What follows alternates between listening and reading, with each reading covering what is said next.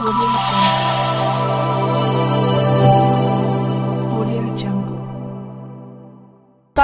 27 जून। खबरों की तरफ बढ़ने से पहले एक नजर सुर्खियों पर। आम की पैदावार बढ़ाने के लिए किसानों को मिलेगी आर्थिक मदद। डीएलएड प्रवेश परीक्षा 2022 के लिए आज से शुरू होगा ऑनलाइन आवेदन। बिहार में बालू पट्टे के लिए नियम हुए सख्त। बिहार के कई जिलों में तेज बारिश को लेकर जारी हुआ अलर्ट। रणजी ट्रॉफी का पहली बार चैंपियन बना मध्य प्रदेश। अब चलिए बढ़ते हैं बिहार की 25 बड़ी खबरों की ओर विस्तार से। आम की पैदावार बढ़ाने के लिए किसानों को मिलेगी आर्थिक मदद। बिहार के किसानों को अब आम की पैदावार बढ़ाने के लिए आर्थिक मदद मिलने वाली है। बीते दिन ही राजधानी पटना के ज्ञान भवन में आम महोत्सव का 2 दिवसीय आयोजन किया गया। रविवार को इस महोत्सव का दूसरा दिन रहा। वहीं इस महोत्सव की शुरुआत शनिवार को हुई थी। इस आम महोत्सव का उद्घाटन कृषि मंत्री अमरेंद्र प्रताप सिंह ने किया था। इस महोत्सव में विभिन्न जिलों के सैकड़ों किसान जुटे थे।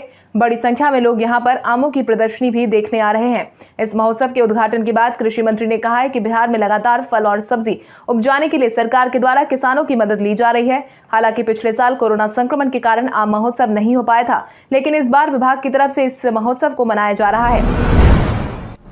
डीएलएड प्रवेश परीक्षा 2022 के लिए आज से शुरू होगा ऑनलाइन आवेदन। बिहार में डीएलएड प्रवेश परीक्षा 2022 के लिए आज से ऑनलाइन आवेदन शुरू होने वाला है। एनसीटीई से मान्यता प्राप्त सरकारी और निजी प्राथमिक स्तरीय प्रशिक्षण संस्थानों में डीएलएड पाठ्यक्रम के सत्र 2022-24 में नामांकन के लिए डीएलएड संयुक्त प्रवेश परीक्षा 2022 का आयोजन किया जा रहा है। यह आवेदन 17 जुलाई 2022 तक ऑनलाइन किए जा सकेंगे। इसको लेकर बिहार विद्यालय परीक्षा समिति ने सारी जानकारी साझा कर दी है। इच्छुक अभ्यर्थी डीएलएड प्रवेश परीक्षा का आवेदन बिहार विद्यालय परीक्षा समिति की आधिकारिक वेबसाइट secondary.biharboardonline.com या फिर biharboardonline.bihar पर जाकर देख सकते हैं। ध्यान रहे, इसके लिए सामान्य ओबीसी और ईडब्ल्यूएस उम्मीदवारों को 960 रुपए का परीक्षा शुल्क जमा कराने होंगे। वहीं अन्य आरक्षित वर्ग को 760 रुपए लगेंगे। बिहार में बालू पट्टे के लिए नियम हुए सख्त। बिहार में बालू खनन नई नीति के तहत अक्टूबर से लागू होने वाला है। अब इस नई नीति के तहत खनन शुरू होने वाला है। हालांकि अब सरकार ने नियमों में बदलाव किया है। इन परिवर्तनों पर मंत्रिमंडल की मुहर भी लग चुकी है। इसको लेकर खान एवं भूतत्व विभाग ने इस संबंध में आदेश भी जारी कर दिया। 2019 में बनी नीति में 3 अहम संशोधन किए गए। नए नियम इस साल 2022-23 से ही प्रभावी माने जाएंगे। नीति 2019 में संशोधन के पूर्व ये व्यवस्था थी कि नीलामी के बाद उच्चतर बिडर को नीलामी राशि के 10% का भुगतान प्रतिभूति जमा के लिए रूप में करना होता है। इसके बाद ही स्वीकृति का आदेश बिडर के पक्ष में किया जाएगा। नई व्यवस्था में उच्चतम बोली लगाने वाले को नीलामी राशि का 10 नहीं बल्कि 25% हिस्सा प्रतिभूत के नाम पर जमा करना होगा। आज बिहारी पहचान में हम बात करेंगे रविंद्र प्रभात की। रविंद्र प्रभात भारत के हिंदी कवि, कथाकार, उपन्यासकार, व्यंग्यकार, स्तंभकार, संपादक और ब्लॉग विश्लेषक है। उन्होंने लगभग सभी साहित्यिक विधाओं में लेखन किया है, परंतु व्यंग्य और गजल में उनकी प्रमुख उपलब्धियां हैं। 1991 में प्रकाशित अपने पहले गजल संग्रह हमसफर से पहली बार वो चर्चा में आए। लखनऊ से प्रकाशित हिंदी दैनिक जन संदेश, टाइम्स और डेली न्यूज एक्टिविस्ट के वो नियमित स्तंभकार रह चुके हैं। इनका जन्म 5 अप्रैल 1969 को महिद्वार गांव, सीतामढ़ी जनपद, बिहार के एक मध्यवर्गीय ब्राह्मण परिवार में हुआ। इनकी प्रारंभिक शिक्षा बेला परिहार के राजकीय प्राथमिक विद्यालय और सीतामढ़ी के ओरिएंटल मध्य विद्यालय, मथुरा उच्च विद्यालय और राधाकृष्ण गोयनका कॉलेज में हुई थी। बिहार के 14 शहरों में बनेंगे बाईपास। बिहार में सड़कों का जाल बिछाने में जिस हिसाब से बिहार की नीतीश सरकार लगी हुई है, ऐसे में सरकार की मदद केंद्र में बैठी भाजपा सरकार भी कर रही है। इसी बीच अब केंद्र सरकार की तरफ से बिहार के 14 शहरों में बाईपास बनाने को लेकर मंजूरी मिल गई है। आपकी जानकारी के लिए आपको बता दें कि जिन शहरों में सड़कों को सुदृढ़ करने की तैयारी हो रही है, उसमें इन शहरों के बीच से अभी सड़क गुजरती है। यहाँ अक्सर गाड़ियां जाम में फंस जाती हैं। यहाँ तक कि पैदल आने जाने वाले यात्रियों को भी जाम के चलते काफी परेशानी झेलनी पड़ती है। जिसके बाद ही कुछ समय पहले ही बिहार के पथ निर्माण मंत्री नितिन नवीन ने नेशनल हाईवे को देखने वाले अपने विभाग के अधिकारियों को बाईपास सड़क बनाने की योजना को केंद्र सरकार को भेजने का निर्देश दिया था। बिहार के अश्विनी देश भर में करेंगे बिहार का प्रतिनिधित्व। बिहार में प्रतिभाओं की कोई कमी नहीं है। इस बीच अब बिहार की तरफ से एक और प्रतिभा बिहार का नाम देश भर में रोशन करने वाली है। बिहार के खो खो खिलाड़ी अश्विनी रंजन का चौथी एशियन खो खो चैंपियनशिप के लिए इंडियन कैंप में चयन करने का काम कर लिया गया है। खबर के अनुसार चौथी एशियन खो खो चैंपियनशिप में भाग लेने वाली संभावित भारतीय खो खो टीम का ट्रेनिंग कैंप आगामी 5 से 19 जुलाई तक पुणे के श्री छत्रपति शिवाजी स्पोर्ट्स कॉम्प्लेक्स वालेवड़ी में होगा। अश्विनी रंजन के चयन होने पर खो खो एसोसिएशन ऑफ बिहार के पदाधिकारी और खिलाड़ियों ने खुशी व्यक्त करते हुए उन्हें बधाई और शुभकामनाएं दी है। राष्ट्रपति चुनाव के लिए 13 जुलाई को पटना आएगा बैलेट पेपर। देश भर में इन दिनों राष्ट्रपति चुनाव को लेकर तैयारी अंतिम चरण में है। चुनाव आयोग के अधिकारी हर दिन बिहार के निर्वाची अधिकारी के संपर्क में है। 13 जुलाई को चुनाव के 5 दिन पूर्व नाम वापसी की अंतिम तारीख समाप्त होने के बाद पटना बैलेट पेपर पहुंच जाएगा। नामांकन दाखिल करने की अंतिम तारीख 29 जून निर्धारित की गई है। नामांकन पत्रों की जांच 30 जून को की जाएगी। नाम वापसी की अंतिम तारीख 2 जुलाई निर्धारित की गई है और मतदान के लिए 18 जुलाई का समय निर्धारित किया गया है। राष्ट्रपति चुनाव को लेकर अभी मुख्य निर्वाचन पदाधिकारी की तरफ से भवन निर्माण विभाग, दूरसंचार विभाग और ऊर्जा विभाग सहित सभी महत्वपूर्ण विभागों के साथ समीक्षा की जाएगी। बिहार के 6 और शहरों का बनेगा मास्टर प्लान। राज्य के 6 और शहरों का भौगोलिक सूचना प्रणाली यानी कि GIS आधारित मास्टर प्लान बनाने की तैयारी हो रही है। नगर विकास एवं आवास विभाग ने इसके लिए एजेंसी की खोज शुरू कर दी है, जिसके बाद ही अब जिन आधा दर्जन शहरों का मास्टर प्लान बनाना है उसमें अररिया, फारबिसगंज, खगड़िया, लखीसराय, जमुई और भभुआ शामिल है। इन 6 शहरों का प्लानिंग एरिया पहले ही तय हो चुका है। इसमें शहरी क्षेत्र के साथ आसपास के ग्रामीण इलाके भी शामिल है। इसकी अधिसूचना भी जारी हो चुकी है। वहीं अब एजेंसी की मदद से इनके सुनियोजित विकास का खाका तैयार किया जाएगा। मुंगेर के चंडीस्थान में आपको देखने को मिलेगा बहुत कुछ खास। बिहार के मुंगेर जिला मुख्यालय से महज 2 किलोमीटर दूर स्थित देश के 52 शक्तिपीठों में से एक मां चंडिका स्थान का ये स्थान है।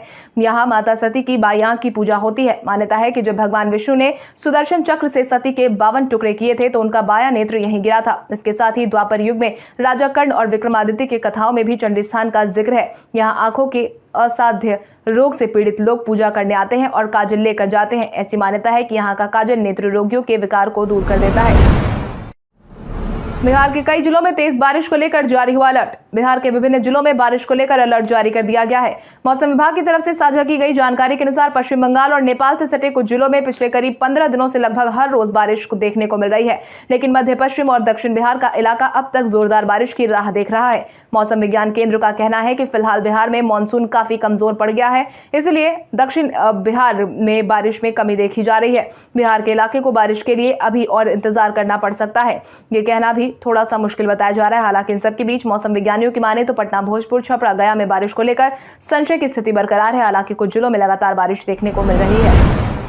पटना जू में जल्द आएगा एक और नन्हा मेहमान। संजय गांधी जैविक उद्यान में इन दिनों जिराफ के कुनबे में लगातार बढ़ोतरी हो रही है। आलम कुछ यूं है कि हर साल 2 से 3 नन्हे जिराफ जू में जन्म ले रहे हैं। अभी जू में जिराफ की संख्या 7 है। जल्द ही एक और नन्हे जिराफ का आगमन होने वाला है, जिससे इनकी संख्या बढ़कर 8 हो जाएगी। इनकी बढ़ी संख्या से पटना जू के मैसूर जू को पीछे छोड़ देगा।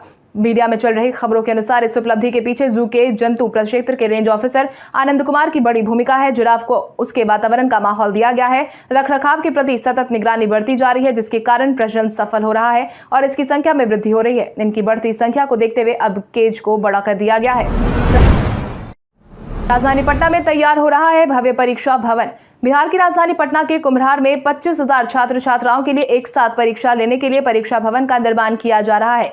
ये बिहार विद्यालय परीक्षा समिति का भवन होने जा रहा है। आपकी जानकारी के लिए आपको बता दें कि इसकी खासियत ये है कि यह भवन G+5 होगा। इसमें 3 ब्लॉक होंगे और 64 परीक्षाएं हॉल होंगी।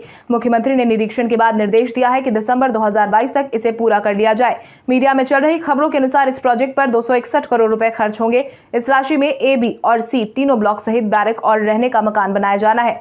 आपकी जानकारी के लिए आपको बता दें कि मैट्रिक परीक्षा के समय बिहार विद्यालय परीक्षा समिति को कई अलग अलग जगहों पर परीक्षा केंद्र बनाने पड़े थे। इससे परीक्षार्थियों और बोर्ड को भी परेशानी हुई थी, लेकिन अब यह समस्या दूर हो जाएगी। इस भवन के निर्माण में लगी एजेंसी दीपांशु प्रमोटर और बिल्डर प्राइवेट लिमिटेड रांची में है। ट्रेन के रद्द होने के 72 घंटे के भीतर ले ले रिफंड। यात्रीगण कृपया ध्यान दें, पिछले दिनों पूरे देश भर समेत पूर्व मध्य रेल के क्षेत्र में चलाई जाने वाली सैकड़ों ट्रेनें अलग अलग तारीख में रद्द कर दी गई थी। ऐसे में रेलवे द्वारा रद्द किए गए ऑफलाइन टिकट का रिफंड यात्रियों को हर हाल में 3 दिन यानी कि 72 घंटों के भीतर लेना जरूरी है। इसको लेकर पूर्व मध्य रेल के CPRO वीरेंद्र कुमार ने बताया कि रेलवे की तरफ से ट्रेनों को रद्द किए जाने के समय से 72 घंटे के भीतर रिफंड लेना जरूरी है। ऑफलाइन टिकट लेने वाले टिकट काउंटर पर जाकर रिफंड निर्धारित अवधि में ले लेंगे। साथ ही रेलवे के हेल्पलाइन नंबर 139 पर कॉल करके भी टिकट रद्द कराने की सुविधा है। इसमें जरूरी है कि आरक्षण की पर्ची में जो नंबर भरा गया है उसी से टिकट रद्द होगा। जदयू भाजपा के नेताओं से सुशील मोदी ने की खास अपील। बिहार के पूर्व मुख्यमंत्री और राज्यसभा सांसद सुशील कुमार मोदी ने बीते दिन बिहार के एनडीए घटक दलों के राज्य स्तरीय शीर्ष नेताओं से खास अपील की है, जिसके तहत उन्होंने एक दूसरे के खिलाफ बयानबाजी बंद करने की नसीहत दी है। इसको लेकर उन्होंने कहा कि किसी भी मामले पर सार्वजनिक बयानबाजी और आरोप प्रत्यारोप की वजह मिल बैठकर समाधान निकालने की जरूरत है। पिछले कुछ दिनों से अग्निवीर कानून व्यवस्था, जनसंख्या नियंत्रण, शिक्षा व्यवस्था जैसे मुद्दों पर आरोप प्रत्यारोप से राज्य का माहौल खराब हो रहा है। ऐसा लग रहा है कि राजद कांग्रेस से लड़ने के बजाय एनडीए के लोग आपस में ही लड़ रहे हैं। किसी एक विभाग की सफलता या विफलता के लिए केवल उस विभाग का मंत्री ही जिम्मेदार नहीं होता, बल्कि पूरी सरकार की जिम्मेदारी होती है। हिना शहाब ने दिया राजद को बड़ा झटका। दिवंगत लोकसभा सदस्य रह चुके शहाबुद्दीन की पत्नी की राजनीति में एंट्री को लेकर खूब चर्चा हो रही थी। हालांकि चर्चाएं तो ये भी थी कि राजद हिना शहाब को राज्यसभा की टिकट देगी ही, लेकिन ऐसा हुआ नहीं, जिसके बाद ही अब हिना शहाब ने राजद को करारा झटका दिया है, जिसके तहत ही बीते दिन उन्होंने पार्टी में नहीं होने की बात कही है। संवाददाताओं से बात करते हुए हिना ने कहा कि इस समय किसी पार्टी में नहीं है। सिवान के पूर्व सांसद शहाबुद्दीन की पत्नी हिना को लेकर पिछले लंबे अरसे से राजद से अलग थलग होने की बात कही जा रही है। इसी को लेकर अब हिना का बड़ा बयान सामने आया है। आपकी जानकारी के लिए आपको बता दें कि हिना शहाब का ये बयान बीते दिन मीडिया से बातचीत के क्रम में आया है।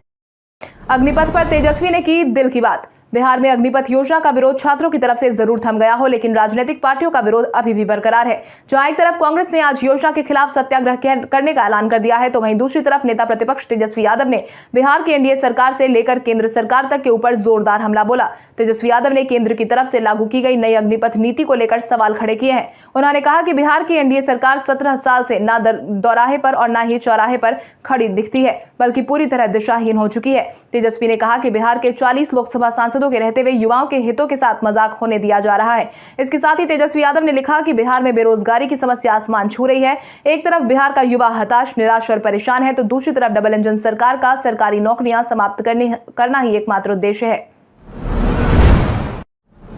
भाजपा नेता संबित पात्रा ने बिहार को लेकर कही कई बातें।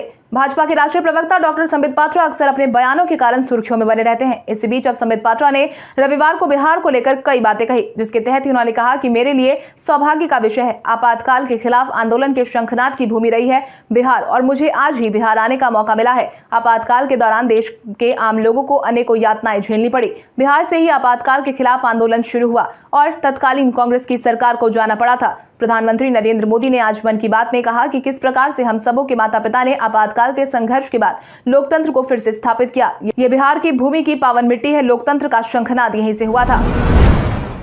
अग्निपथ के खिलाफ कांग्रेस ने किया बड़ा ऐलान।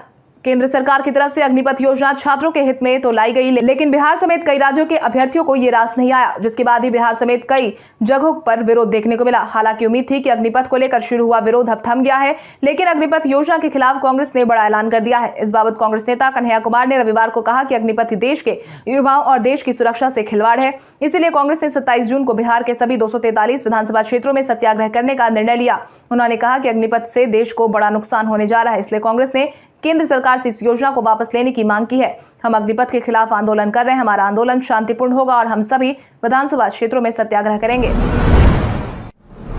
भाजपा के दिनेश लाल यादव यानी कि निरहुआ ने आजमगढ़ में लहराया परचम।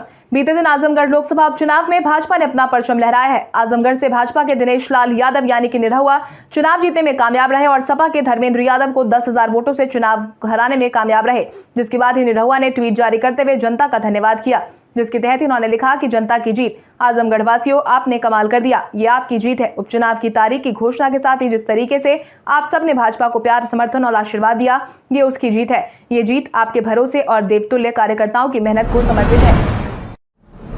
भारत के इतिहास में आज की तारीख कई कारणों से दर्ज। महिलाओं की पहली पत्रिका 1693 में लेडीज मर्क्यूरी लंदन में प्रकाशित हुई। भारत और पाकिस्तान ने 2008 में ईरान से आने वाली गैस पाइपलाइन परियोजना को चालू करने के लिए आ रही रुकावटों को हल किया। भारत के फिल्म इतिहास में अपना एक खास मुकाम रखने वाले सत्यजीत रॉय की तस्वीर को संयुक्त राष्ट्र ने 2015 में अपने मुख्यालय में प्रदर्शित करने का फैसला किया। राष्ट्रगीत के रचयिता बंकिम चंद्र चट्टोपाध्याय का जन्म 1838 में हुआ। हिंदी फिल्मों के संगीतकार राहुल देव बर्मन का जन्म 1939 में हुआ। उड़न परी के नाम से दुनिया भर में पहचान बनाने वाली पीटी उषा का जन्म 1964 में हुआ।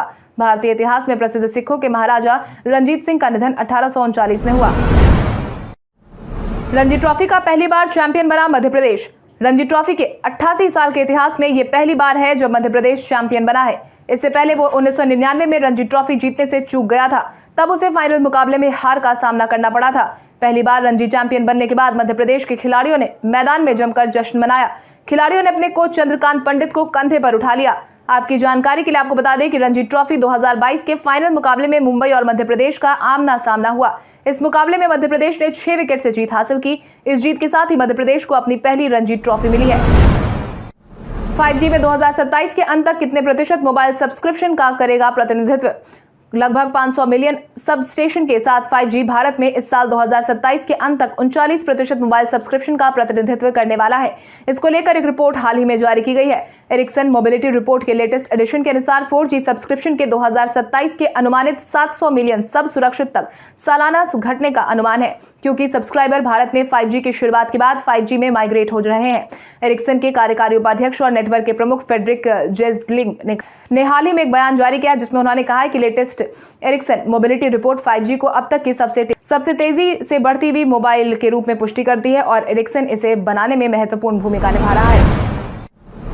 अर्जुन कपूर के जन्मदिन पर मलाइका अरोड़ा ने लिखा खास नोट। बीते लंबे समय से मलाइका अरोड़ा और अर्जुन कपूर एक दूसरे के साथ रिलेशनशिप की चर्चाओं से घिरे रहे हैं। इस बीच अर्जुन कपूर के जन्मदिन के मौके पर मलाइका अरोड़ा ने एक खास पोस्ट शेयर करके इस बात को और ज्यादा हवा दे दी है, जिसके तहत अर्जुन कपूर के जन्मदिन के मौके पर मलाइका अरोड़ा ने कुछ तस्वीरें और वीडियोस पोस्ट करके उन्हें बधाई दी, जिसके साथ ही उन्होंने एक नोट भी लिखा, जिसमें उन्होंने लिखा कि एक विश मांगो माई लव, ईश्वर करे आपकी सभी सपने और मनोकामनाएं पूरी हो जाए, happy birthday Arjun Kapoor. Post में मलाइका ने अभिनेता को भी टैग किया है, जिस पर कई सितारों ने भी प्रतिक्रिया दी है और अर्जुन कपूर को बर्थडे विश किया है। अब आइए जानते हैं सराफा बाजार और पेट्रोल डीजल के क्या थे भाव। अगर हम सराफा बाजार की बात करें तो सोने का भाव 26 जून को 22 कैरेट के लिए प्रति 10 ग्राम 47,580 रुपए था। वहीं 24 कैरेट के लिए प्रति 10 ग्राम 51,900 रुपए था। इसके साथ ही अगर हम चांदी की बात करें तो चांदी का भाव प्रति किलो 59,800 रुपए था। इसके साथ ही राजधानी पटना में पेट्रोल की कीमत 107.58 रुपए प्रति लीटर और डीजल के दाम 98.59 रुपए प्रति लीटर थे। मुसलमानों के सबसे बड़े हितैषी है सीएम नीतीश। बीते दिन बिहार सरकार में अल्पसंख्यक कल्याण मंत्री जमा खान ने मुसलमानों के हितों को लेकर कई बातें कही, जिसके तहत ही उन्होंने कहा कि जिन लोगों ने मुसलमानों को सिर्फ वोट बैंक समझा, उन्होंने ही 18% मुसलमानों का वजूद मिटाने की साजिश की। इसलिए मैं मुसलमानों से अनुरोध करता हूं कि अपना राजनीतिक वजूद बचाने के लिए नीतीश कुमार के साथ आ जाए। मुख्यमंत्री नीतीश कुमार वोट की परवाह नहीं करते। पिछले विधानसभा चुनाव में भी मुसलमानों ने उन्हें वोट नहीं दिया, फिर भी नीतीश कुमार ने अल्पसंख्यक समुदाय के लिए कई ऐसी योजनाएं चलाई जिसमें काफी लाभ मिला है। कमोबेश जमा खान ने इशारों में राजद को वोट न देने की अपील भी की है। कल हमारे द्वारा पूछे गए सवाल का जवाब आप में से बहुत सारे यूजर ने हमें कमेंट करके दिया था, उसके लिए आपका बहुत बहुत धन्यवाद। आप में से जिन यूजर ने हमारे सवालों का सही जवाब दिया है उनके नाम है रंजीत मिश्रा, गौतम कुमार, सलीम भाई, इंद्र कुमार पासवान, नुन्नू कुमार, बबीता यादव, कृष्णा गिरी, शंकर मुखिया, विजय कुमार, विजय सिंह, अती खान, राजीव कुमार। आप इसी तरह हमारे सवालों का जवाब देते रहे। हम हर दिन वीडियो के अंत में आपका नाम लेने की पूरी कोशिश करेंगे। तो चलिए बढ़ते हैं आज के सवाल की। और आज का सवाल कुछ इस प्रकार है, आपके अनुसार आपके जिले में सबसे मशहूर और स्वादिष्ट व्यंजन कौन सा है? अपने जवाब हमें कमेंट करके जरूर बताएं। इसके साथ ही आज के लिए बस इतना ही। बिहार की बड़ी खबरों से अपडेटेड रहने के लिए हमारे YouTube चैनल को सब्सक्राइब करें और बेल आइकन दबाना ना भूलें।